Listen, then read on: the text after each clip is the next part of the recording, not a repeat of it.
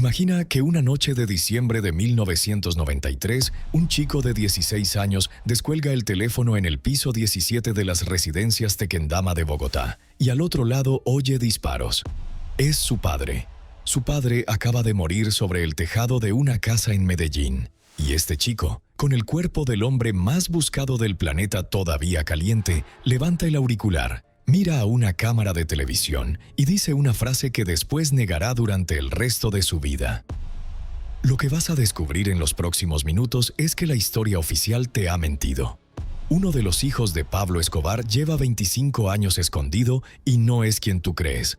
Otro vende camisetas con la huella dactilar de su padre y cobra $20,000 por conferencia.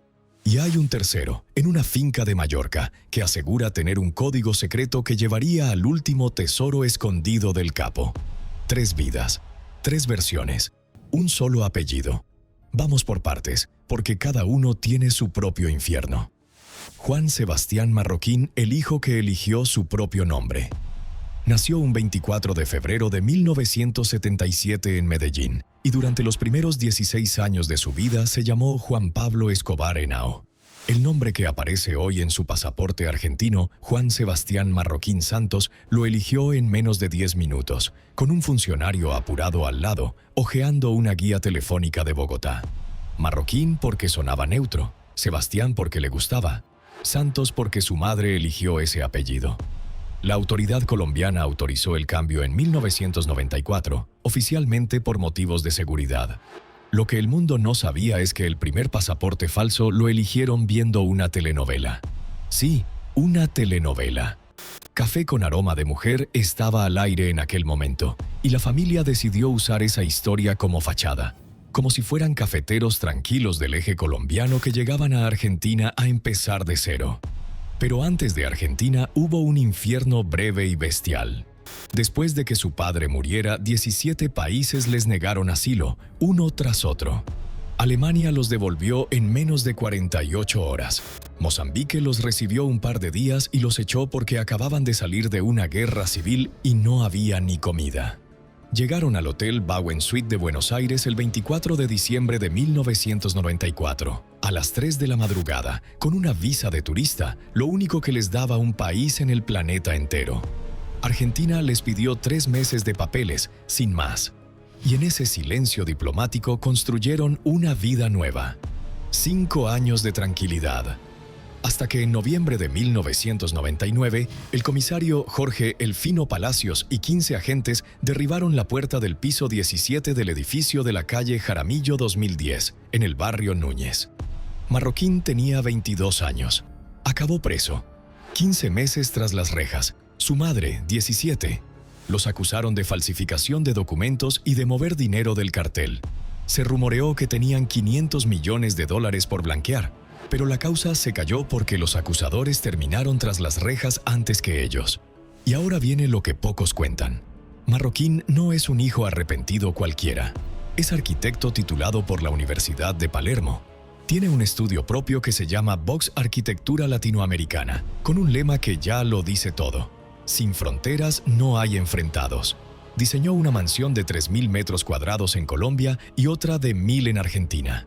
Diseñó un centro de bienestar y terapia con agua. Pero, atención, durante años no firmaba sus propios proyectos. Lo dijo él mismo en una entrevista a The Architects Newspaper en 2017. Participaba en obras y en las publicaciones aparecía cualquiera menos él. Discriminación profesional pura. Y aquí es donde la historia se pone aún más extraña. En el mismo departamento donde vive con su esposa María Ángeles Sarmiento, una mexicana criada en Colombia que pinta cuadros, funciona también la marca de ropa Escobar Henao. Estampa documentos auténticos de su padre en camisetas, la cédula, la libreta de ahorros, las tarjetas de crédito, la firma, la huella dactilar, una declaración notarial de 1973 donde Pablo Escobar figura como sin antecedentes.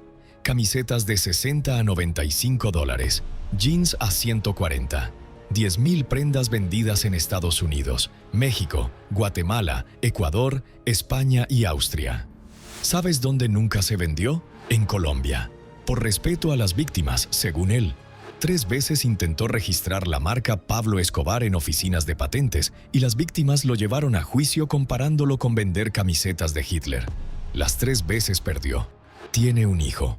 Se llama Juan Emilio Escobar. Es el único nieto reconocido del capo. En diciembre de 2023, Marroquín subió a Instagram una carta manuscrita en tinta azul que su padre le había dejado un día de San Valentín cuando él era pequeño. Para mi hijo Juan, decía, los problemas son un reto y la ausencia fortalece nuestra amistad y nuestro cariño. Marroquín contó que ahora le dice exactamente esas mismas palabras a su propio hijo. Sí, está educando a un nieto del capo más buscado de la historia con las cartas que su padre le escribía mientras se escondía en una caleta. Lee eso de nuevo, despacio. Hablemos de su producción intelectual. 3 libros publicados. Pablo Escobar, mi padre, en 2014. Pablo Escobar Infraganti. Lo que mi padre nunca me contó, en 2016, donde sostiene una tesis que sacudió a Colombia entera. Que su padre se quitó la vida con su propia mano en aquel tejado de Medellín no fue eliminado por la policía. Y un tercer libro recopilatorio. Han sido traducidos a 15 idiomas. La edición en inglés salió por una editorial de Nueva York. En 2009 protagonizó el documental Pecados de mi padre, dirigido por el argentino Nicolás Entel. Costó $750,000. A Marroquín le tomó 6 meses dejarse convencer.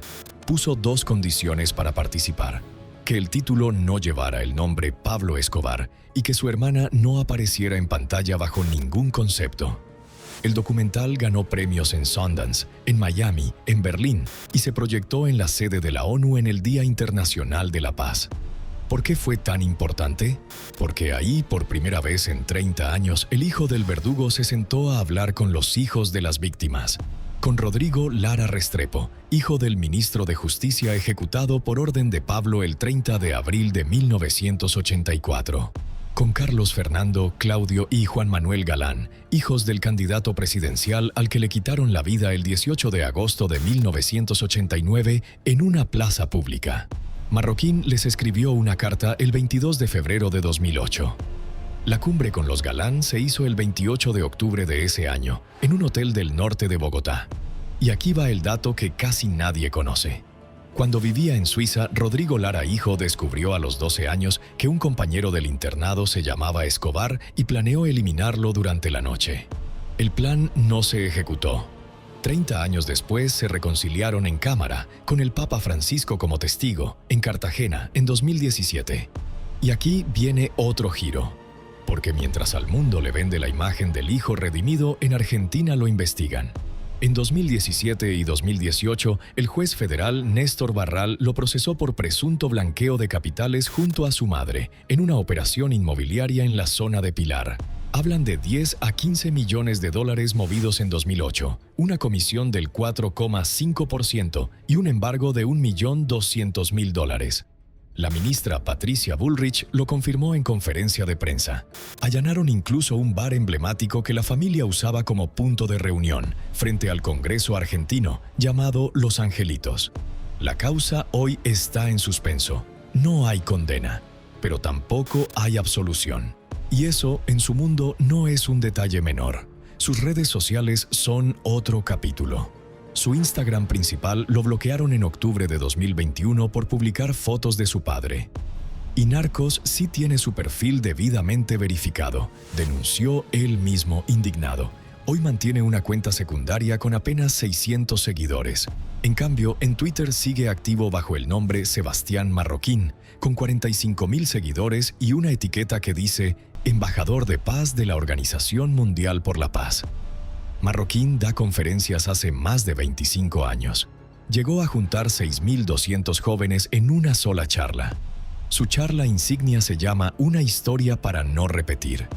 Ha estado en México, Chile, Serbia, Madrid y esporádicamente en Colombia. Cobra entre 10 y 25,000 dólares por evento. Pero quédate con esta cifra, porque ahora viene el dato que más duele.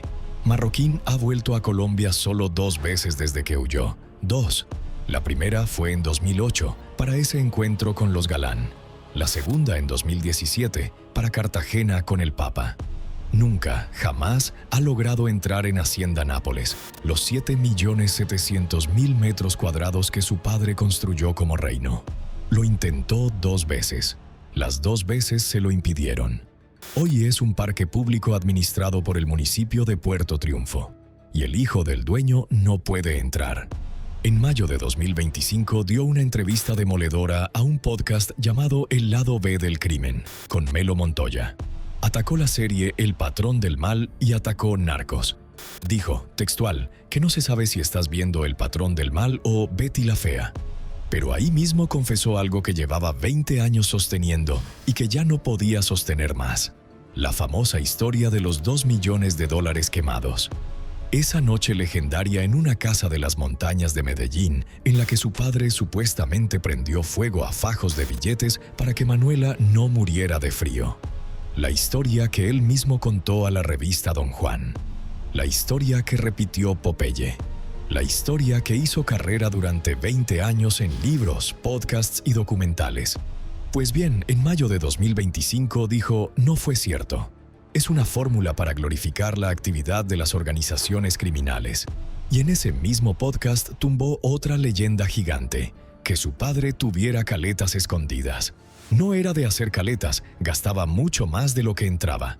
Y ahora un dato que pone los pelos de punta. Cuando tenía apenas 15 años, los servicios de inteligencia colombianos ya tenían una carpeta abierta contra Juan Pablo. Un sumario en regla, con su nombre como sospechoso, por el supuesto robo de un Ferrari Testarossa a los hermanos Galeano y, atención, como cómplice del homicidio del capitán Fernando Posada. 15 años.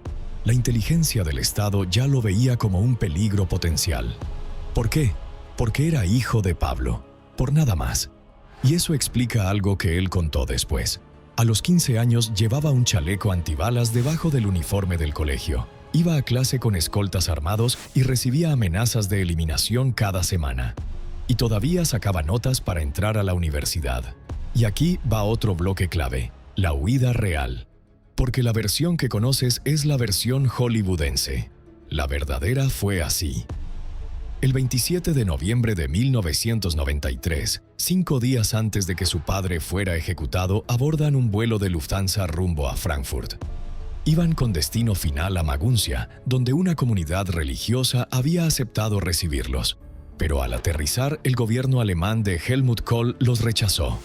Sin discusión. 48 horas después estaban de vuelta en Bogotá, encerrados en las residencias Tequendama, un hotel del ejército, vigilados las 24 horas. Y aquí ocurre algo que la historia todavía discute. Las llamadas que Pablo hacía desde su escondite a su familia en Tequendama, según los técnicos de la operación, sirvieron para triangular su ubicación. La voz de un hijo, la voz de una esposa y un equipo de rastreo escuchando del otro lado. El 2 de diciembre de 1993, un día después de que Pablo cumpliera 44 años, lo abatieron. Pero antes, según los datos forenses, Marroquín recibió esa última llamada. Esa última conversación en la que su padre le dijo, según él, «Yo solo los voy a llamar a ustedes desde el cielo». Y minutos después, Marroquín dijo en cadena nacional al periodista Yami Damad, «Quiero personalmente dejar muy en claro que no voy a vengar la muerte de mi padre, porque ahora lo único que me preocupa es el futuro de mi sufrida familia». La frase quedó grabada para la historia. Pero la frase real, la que dijo 2 minutos antes, en privado, fue otra. Lo confesó él mismo años después. Lo primero que se le salió fue, «Yo solo voy a acabar con todos esos hijos de puta». Su madre, según ella misma cuenta en su libro, le tapó la boca y le susurró, «Si dices eso, mañana tu hermana está muerta». Y entonces dijo la otra frase, la pública. Esa fue la frontera entre el chico de 16 años que casi se convierte en lo que el mundo esperaba de él, y el hombre de 49 que hoy da conferencias contra la narcocultura. En junio de 2025, en un congreso en Madrid, lanzó la frase que retumbó. Lo correcto sería declararle la paz a las sustancias. Habló de regulación, educación y prevención. Y unos días antes, cuando un joven de 15 años atentó contra el senador Miguel Uribe Turbay en Bogotá, Marroquín subió un mensaje pidiendo justicia y no venganza, recordando que el cartel de su padre había secuestrado a Diana Turbay, la madre del senador, en 1990. Y aquí cierro su parte con un dato que pone los pelos de punta. En abril de 2026 se estrenó una miniserie llamada Dear Killer Nannies, criado por sicarios, donde Marroquín pone la voz en off.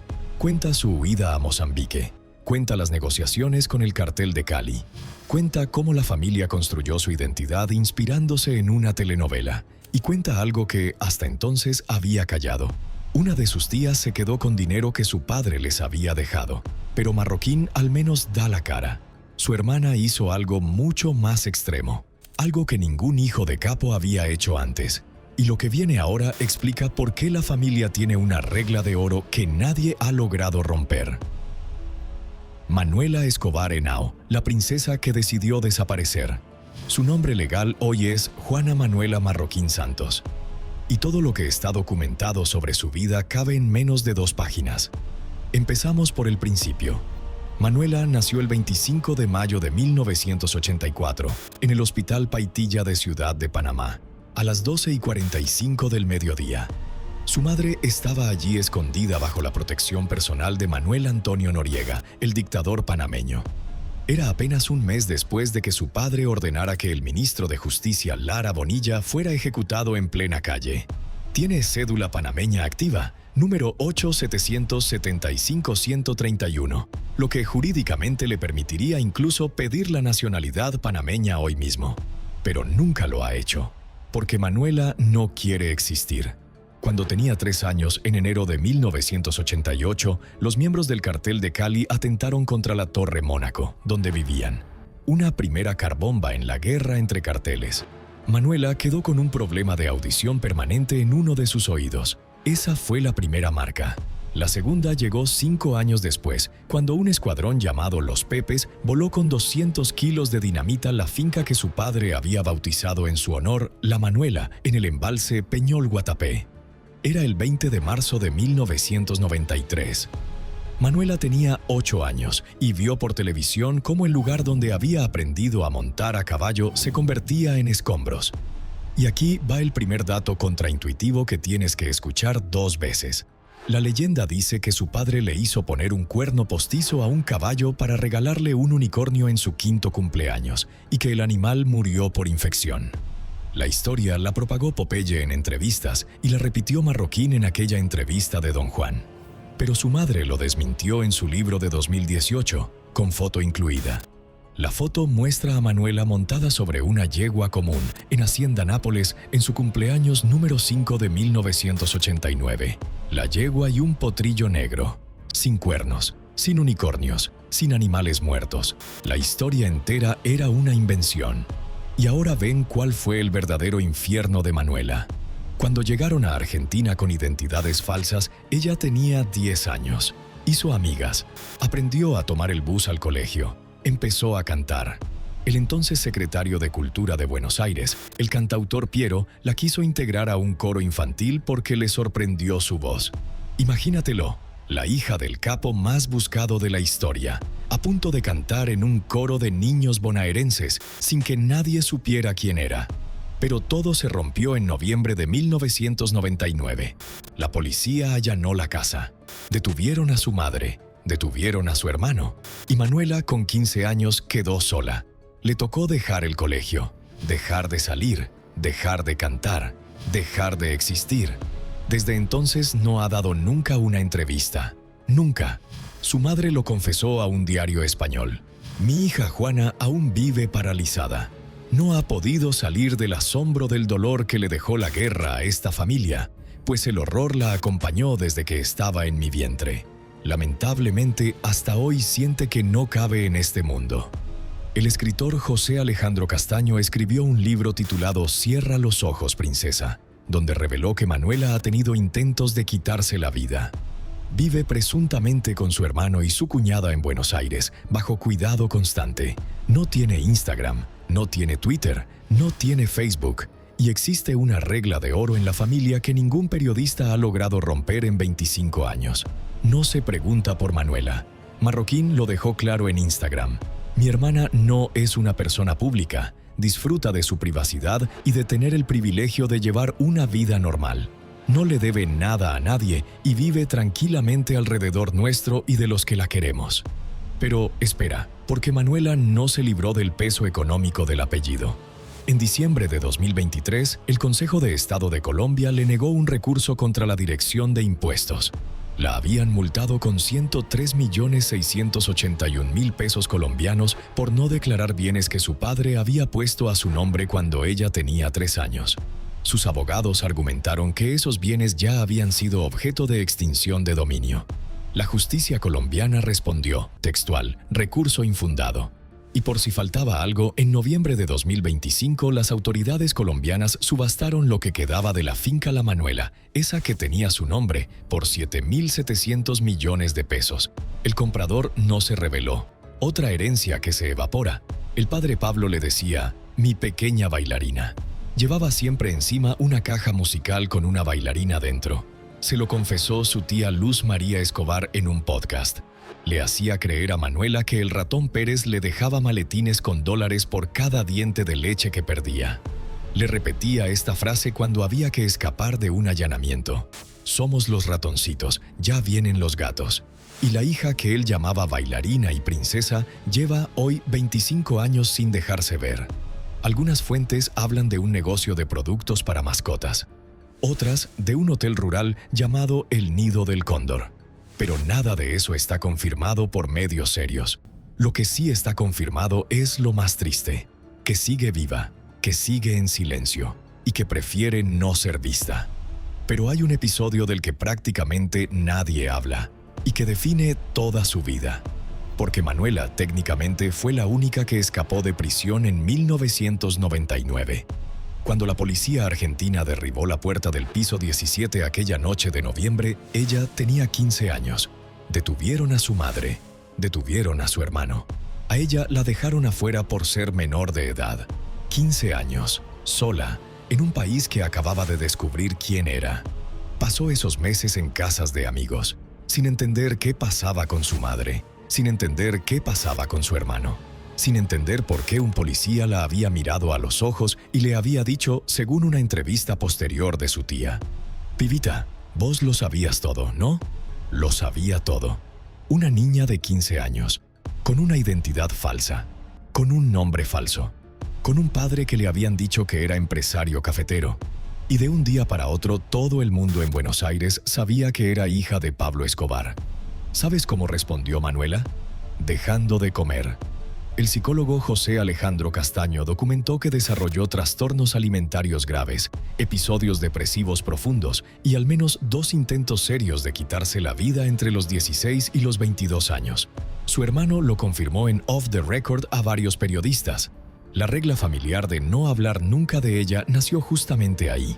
No por privacidad, por supervivencia. Cualquier mención pública de Manuela disparaba un episodio. Cualquier titular con su nombre la mandaba a la cama durante días. Cualquier entrevista en la que apareciera de fondo terminaba con consultas psiquiátricas de urgencia. Y por eso, cuando Marroquín firmó el contrato del documental Pecados de mi padre en 2008, exigió por escrito que su hermana no apareciera ni un solo segundo. Ni una foto, ni una mención, ni un eco. Y se cumplió. En 92 minutos de película, Manuela no existe. Es un fantasma. Y eso es exactamente lo que ella quería hacer desde 1999. Hay un detalle adicional que se conoce poco. En el atentado del Mónaco de 1988, Manuela tenía apenas 3 años. La explosión la lanzó contra una pared. Su problema auditivo no es solo en un oído. Según el libro de Castaño, también arrastra desde entonces episodios de pánico ante ruidos fuertes, truenos, petardos de fin de año, sirenas de ambulancia. Cualquiera de esos sonidos la hace temblar como si tuviera 3 años otra vez. Imagínate vivir en Buenos Aires, una ciudad ruidosa, con esa fobia. Imagínate tu cumpleaños siendo el 25 de mayo, justo en pleno feriado nacional argentino, con desfiles, fuegos artificiales y todo el barrio celebrando. Imagínate cumplir años escondida en un cuarto con auriculares puestos. Esa es Manuela.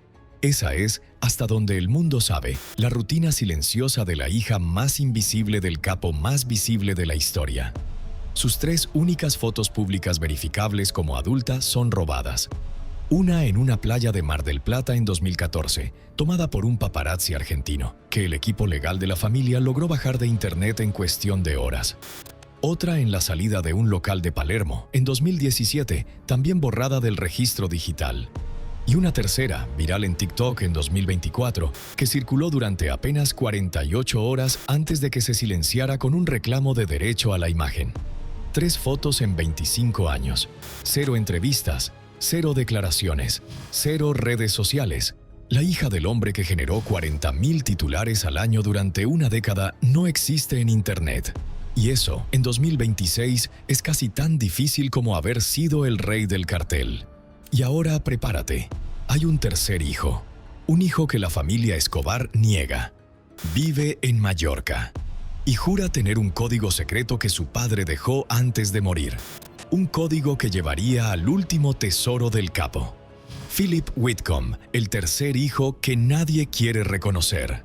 Y ahora viene el personaje que rompe todo el relato oficial. Porque la familia Escobar Henao siempre ha jurado que Pablo solo tuvo 2 hijos. Pero hay un inglés, hoy de unos 60 años, que pinta cuadros hiperrealistas en una finca de Mallorca, en el municipio de Santanyí, y asegura ser el primer hijo. El primogénito secreto. Su nombre actual es Philip Whitcomb. Su nombre original, según él, era Roberto Sendoya Escobar. Su versión es esta. Pablo, con 16 años, embarazó a una chica de 14 llamada María Luisa Sendoya. Ella murió en un tiroteo durante una operación encubierta en 1965. A él lo rescataron de la cuna. Lo adoptó Patrick Whitcomb, un agente del MI6 británico que en Colombia se hacía pasar por ejecutivo de una empresa que imprimía billetes. Patrick lo crió en Bogotá entre choferes, escoltas y regalos del presidente colombiano. Lo llevaba cada año nuevo a hoteles de Medellín a conocer a Pablo, en visitas que se justificaban como amistad. A los 9 años lo enviaron a un internado en Inglaterra. En 1989, ya con 24 años, su padre adoptivo le contó la verdad. Le mostró la partida de bautismo, el certificado de adopción. Documentos donde figuraban los nombres Roberto Sendoya Escobar, María Luisa Sendoya y Pablo Emilio Escobar Gaviria. Le pidió que se afeitara el bigote por seguridad. 4 años después, en 1993, murieron los dos. Patrick por enfermedad de la motoneurona en enero. Pablo en diciembre. Y antes de morir, Patrick le entregó un papel con un código. Un código que, según Philip, lleva oro, joyas, propiedades y lingotes que Pablo había escondido en 4 o 5 lugares del planeta. Un código con, asegura él, connotaciones masónicas. Pero hay más. En agosto de 2020, Philip concedió una entrevista a la BBC contando un detalle que nadie había escuchado antes. Dijo que cuando tenía 7 años, en una de aquellas visitas de Año Nuevo en Medellín, Pablo lo abrazó y le susurró al oído algo en español que él no entendió en el momento. Philip no hablaba español. 30 años después hizo traducir la frase. Decía, «Tú eres mío, aunque nunca puedas decirlo». Philip cuenta que aquel abrazo le dejó marcas físicas, hematomas en los brazos. Era un abrazo demasiado fuerte para un niño. Y un abrazo demasiado largo para una visita de cortesía. Su padre adoptivo, Patrick, vio la escena desde el otro extremo del salón sin intervenir. Después le dijo en el coche de vuelta, «Recuerda este día». Philip lo recordó y lo escribió en su libro. Su vida actual es la negación absoluta del legado de su supuesto padre. Vive en una finca en Santanyí, al sur de Mallorca, con su segunda esposa, Julie. Pinta cuadros hiperrealistas que se venden por miles de libras esterlinas.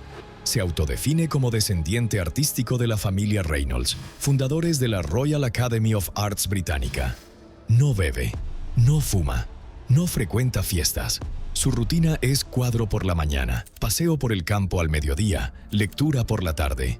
La antítesis exacta del hombre que dice ser su padre biológico. Y aún así, todas sus mañanas las empieza mirando un cuadro que él mismo pintó. Un retrato hiperrealista de Pablo Escobar en blanco y negro, colgado en su estudio. Un retrato que ningún hijo reconocido del capo se atrevería a colgar en su propia casa. Publicó un libro en agosto de 2020 titulado Hijo de Escobar, el primogénito. Concedió entrevistas a la BBC, al Sunday Post, al Irish News. Anunció una segunda parte que llamará El secreto de los millones perdidos. Pero atención, no hay prueba de ADN, solo documentos de adopción, solo una partida de bautismo. Y la respuesta de Marroquín fue lapidaria. Hay decenas de personas que afirman ser hijos de Pablo Escobar, lo cual no es cierto. Es un farsante. Solo tiene una historia de rumores que contar, totalmente alejado de la realidad. Marroquín añadió haber escuchado a su padre confesar que había forzado el aborto de una de sus amantes para que no hubiera hijos fuera del matrimonio. Y Philip dice que él no piensa volver jamás a Colombia. Es muy peligroso, y allí no hay nada para mí. Me han convertido en un inglés. Y aquí llega lo más perturbador de todo, que después de 33 años de buscar la respuesta, después de 15 idiomas, 200 conferencias, miles de páginas escritas, seguimos sin saber lo más básico. ¿De cuánto era la fortuna real? Forbes calcula 30.000 millones de dólares. La banda criminal facturaba 22.000 millones al año, pero al final, según Popeye, le quedaron en efectivo apenas 20 millones. Marroquín lo dijo en 2025 con una frase demoledora. No cambias la constitución de un país, ni casi que te llevas por delante a toda la policía, por 2 pesos. Eso vale un montón de dinero. Todos cobraban, y muy duro. Toda la fortuna se evaporó en sobornos, en abogados, en la guerra contra el Estado, en la guerra contra el cartel de Cali. 4.000 víctimas oficiales atribuidas al cartel de Medellín. La toma del Palacio de Justicia. El vuelo de Avianca con 110 personas a bordo, eliminadas en pleno aire. El secuestro de Diana Turbay. El homicidio de Lara Bonilla. El homicidio de Galán. El homicidio de Bernardo Jaramillo. El homicidio de Carlos Pizarro. Y al final, 2 hijos. 3, si crees a Philip, cargando un apellido que ninguno eligió. Marroquín lo resumió en una entrevista de Línea Directa. El mundo esperaba que fuera Pablo Escobar 2.0. No lo fue. Quizá esa sea la mayor venganza posible. O quizá no, porque hay algo que ninguno de ellos puede esconder. Quédate con este último dato. En mayo de 2026, las autoridades argentinas siguen investigándolo. La causa de blanqueo no se ha cerrado. La marca Escobar Henao sigue produciendo. La hermana sigue invisible. El hijo sigue diciendo en Twitter que es embajador de paz. Y en Mallorca, un señor pinta cuadros y asegura tener un código secreto que llevaría a un tesoro escondido. 3 vidas, 3 versiones y un solo apellido pesando 33 años después como si fuera el primer día. ¿Tú a cuál de los 3 le crees? Si te quedaste hasta aquí, suscríbete al canal y déjamelo en los comentarios. Hay más historias del cartel de Medellín que nadie cuenta y que vas a querer escuchar.